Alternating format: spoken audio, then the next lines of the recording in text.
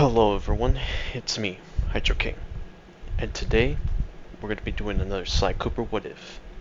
What if Dimitri joined the Sly Cooper gang early? Part 1. In this What If, we're going to see what happens when Dimitri joins the Cooper gang way earlier. Anyways, let's begin. So we first start off with Dimitri going to the orphanage. Yes. Now, in this timeline, he wouldn't have stayed with his family. He would have ran off somewhere after his grandfather died. And he would come across the Happy Cab orphanage. There, he would meet up with Sly, Bentley, and Murray. And together, they grew up and became the Cooper Gang. Of course, with that being said, while Dimitri would join the Sly Cooper Gang, things would be different. First of all, in this hypothetical what if, the Cooper Gang would actually learn how to swim. Because, well, Dimitri knows how to swim. And, well, they would actually attend swimming classes at the orphanage. Because, Dimitri and Murray would really bond in this timeline. They just have a vibe. Anyways, the rest of the story goes like similar in canon. Like, Sly Cooper tells you about the family history of the Cooper gang. His parents die. The Fiendish Five take pages of the Thievius Raccoonus. Well, again, sadly, in this part, Dimitri won't have too much big of a role, but he will still have something to do within the first game, as we go into the first level. Now, in this level, where you go to fight Sir Raleigh, Sly would do his usual things, being able to do sneaking, getting keys, and trying to get access to Sir Raleigh's blimp, the one that's causing all the storms and such, to sink all these pirate ships, as explained in Sir Raleigh's backstory. There is going to be a level within this, level, where Dimitri is going to use his amazing swimming abilities to get one of the keys. And it's actually fun this time, not frustrating. With that being said, Sly would face off against Sir Raleigh and be able to beat him as we move on to the next level. Here, the Cooper Gang would face off against Mugshot in Mesa City. And again, how things would be done as well. The thing about Dimitri, he has a very different type of personality. He's all about flashiness, he's all about having a good time.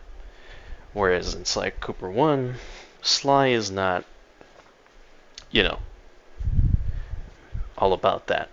He's thinking about revenge in his mind. But, of course, with that being said, there would be some missions to where Dimitri would be able to get some of the keys.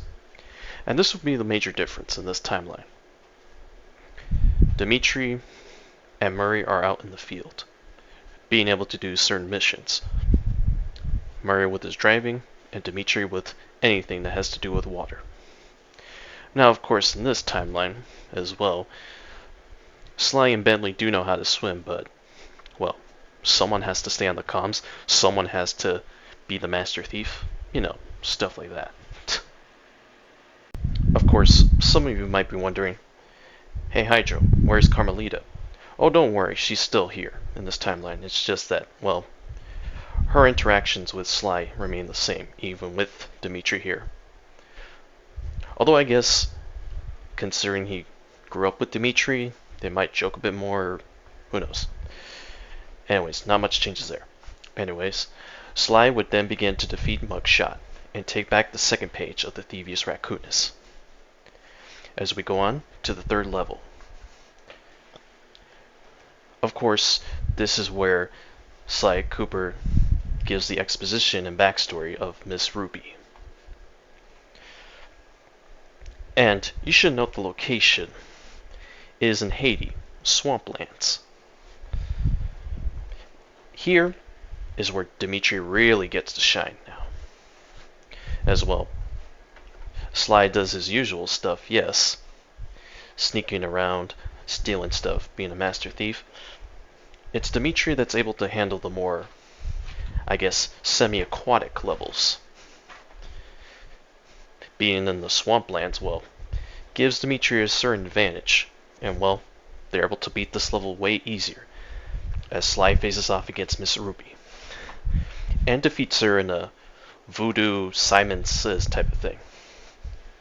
Yeah, well, I guess we should thank Dimitri because, well, little did you know, in their pastimes, Dimitri would want to get the guys to dance and sing music, so really, this boss fight is over and done with. Sorry, Miss Ruby. Anyways, Sly Cooper takes back the third page of the Thievius Raccoonus, and we go on to the fourth level, the Panda King. We get some backstory of his, why he did the things he did, yada yada yada. What's very difficult here is that, well, Dimitri is not good in this climate. It's very cold. And well, the Sly Cooper gang is down, remember. But that's okay. Things go like usual in the regular timeline, except now with Dimitri feeling sick. And here is the important part of this what if. Sly, when he confronts the Panda King, who we know is the true killer of Sly Cooper's father, he would still have the same dialogue with the Panda King, saying that he's more than just a thief. He's a thief with honor. Whereas the Panda King is a frustrated firework artist. So they have their epic battle, and of course Sly's able to beat the Panda King. Of course, like in the regular timeline, Bentley gives the location of where Clockwork is in the volcanoes of Russia. And Sly takes back his fourth page of the Thievius Raccoonus. Now here is where I said the important changes come in. You know how Dimitri was with Sly in the game? Well, you didn't really see it, but the guys in this timeline tend to lighten up a little bit. Spell more jokes, all that stuff. You know, banter with one another. Anyways, after this, Sly would begin to lighten up and actually not think of revenge so much. Anyways, with that being said, we go on to the fifth level, where they face off against Clockwork. And for Sly, this is the biggest, toughest challenge of all. Mostly because Clockwork has been throughout all across time with the Cooper gang, the Cooper clan, if you will. And so things go like normally as usual, but of course Sly would try and save Carmelita, and he would get trapped by Clockwork, and Bentley would come in and save him. Now, the stuff with Clockwork goes as usual, with Carmelita being able to help Sly, and also compromising a truce between them in order to take him down. Of course, Clockwork will want to get rid of Sly forever. As Sly would also begin to make a joke. You know, I'm surprised your metal didn't rust off. I mean, a millennia of trying to kill off all the Sly Cooper gang and you're still nice and shiny? Wow. You've made your last jokes, Cooper. Now it is time to die. And so their epic battle begins as they soar across the volcano pit with the help of Carmelita's jetpack. And of course, with Carmelita's shock pistol, Sly is able to defeat Clockwork. Although, of course, as you know, every final boss has phases.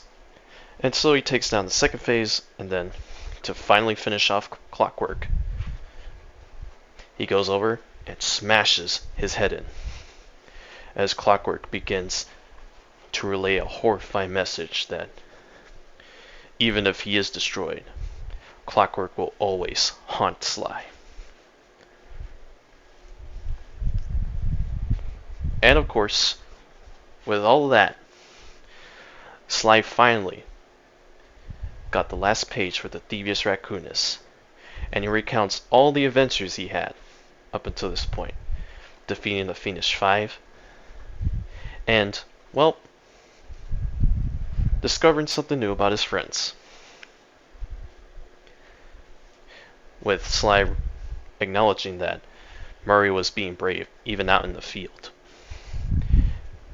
And Bentley, who, even though he's the brains of the group, also showed an amazing amount of courage. Plus, saving Sly and Carmelita's life.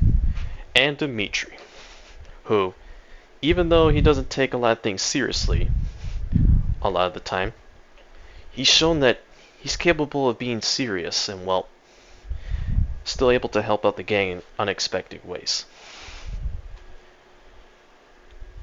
And of course, we get to the scene with Sly and Carmelita. And you know how that goes. Sly gives her a kiss, handcuffs her, and yep. The Cooper gang heads off into their next adventure.